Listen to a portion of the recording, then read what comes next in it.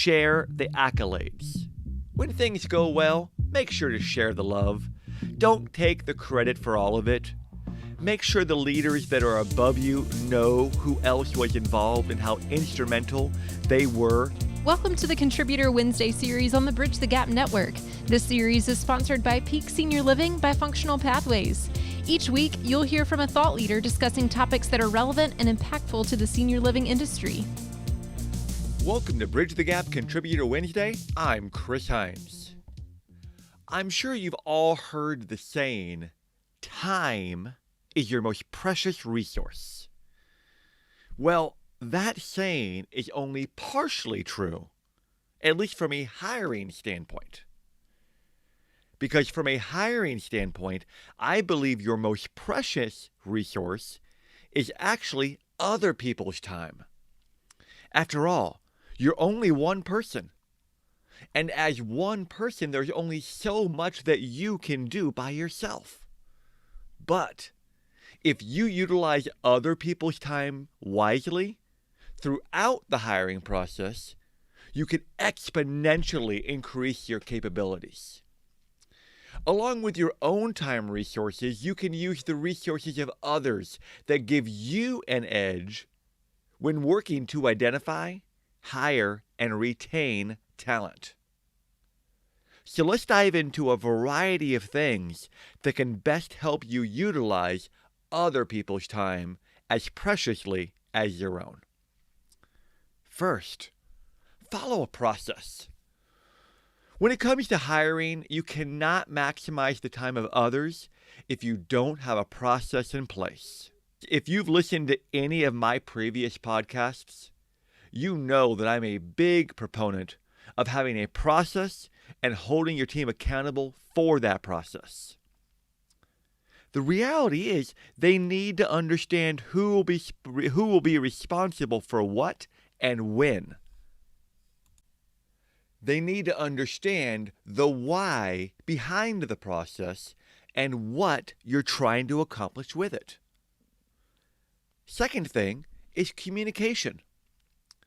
Communication can be incredibly easy or amazingly challenging depending upon how you utilize it. Now, when it comes to maximizing other people's time, communication is probably the single most important element.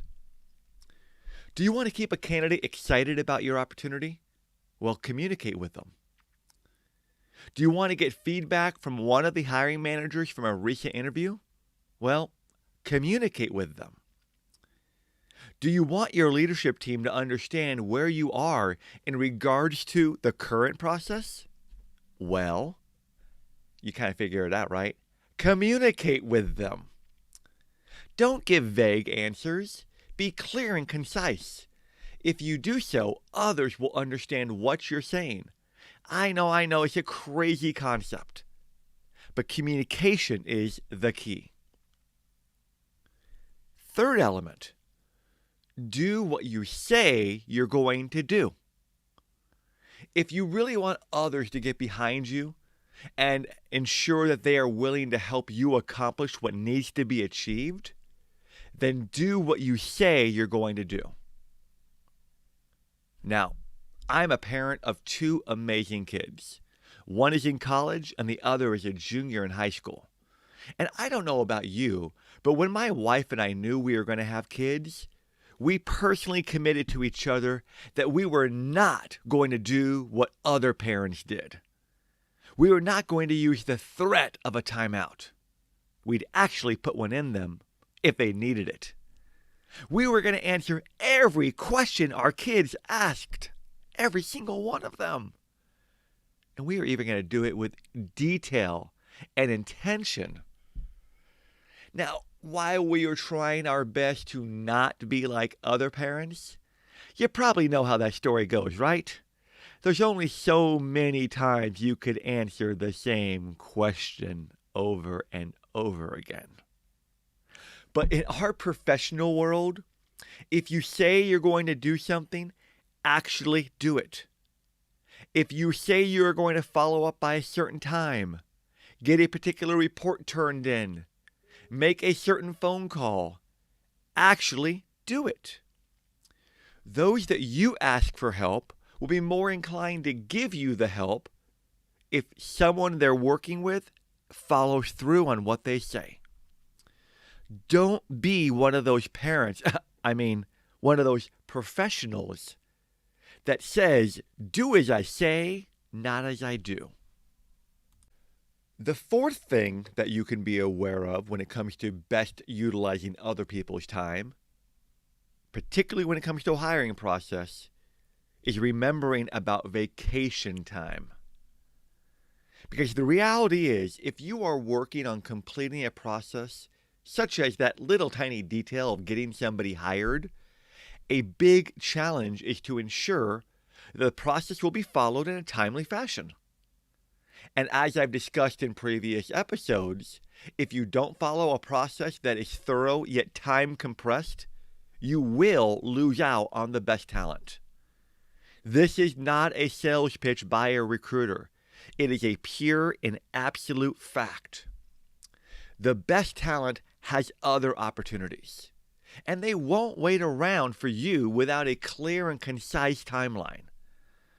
The problem is a big old metallic wrench that you can throw into the middle of messing up a process are time gaps in that process, particularly long ones. And one of those time gaps are the vacations and time off by key decision makers. Now, please do not interpret me saying this as actually implying that I don't think the decision makers should take a vacation. They absolutely should. And they need to in order to recharge, as well as to enjoy life. My family and I love vacations. But what I am saying is that when the key decision makers are taking these well-earned vacations, they should plan for them in relation to the hiring process. While they are gone, other needed interviews should be staged during that time away. Others should be empowered to make the necessary decision whether to hire or not.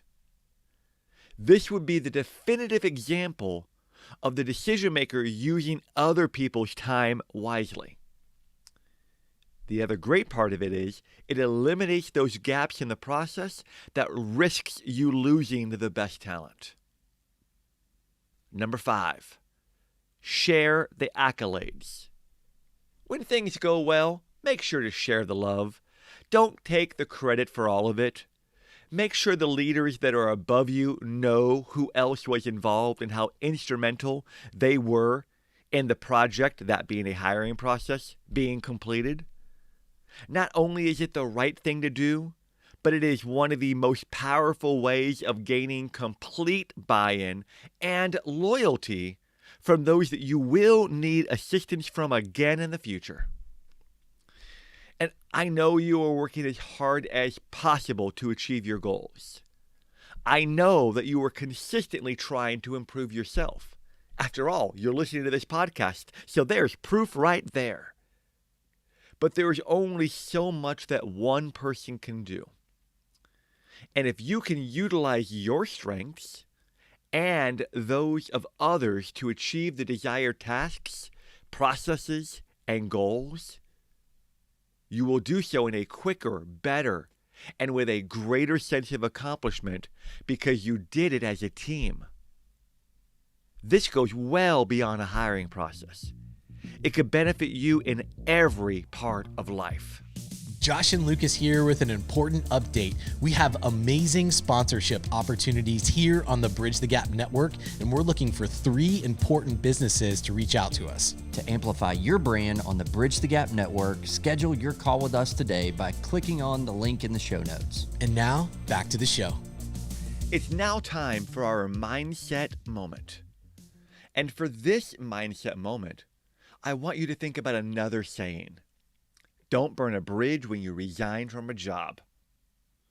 There are many, many articles written about things to avoid so that you don't burn that bridge if you're the one leaving the company. Whether it be not giving proper notice or giving your notice and then using the rest of your PTO time to burn through it, effectively leaving them high and dry. or recruiting other employees to your new company, or stealing supplies to fill your new office, or causing a scene when you leave and creating a TikTok moment. But there's another side to that bridge. As an employer or a leader within your company, you should be incredibly careful not to burn the bridge with your employees. It does not matter if they are leaving you or if you've asked them to depart.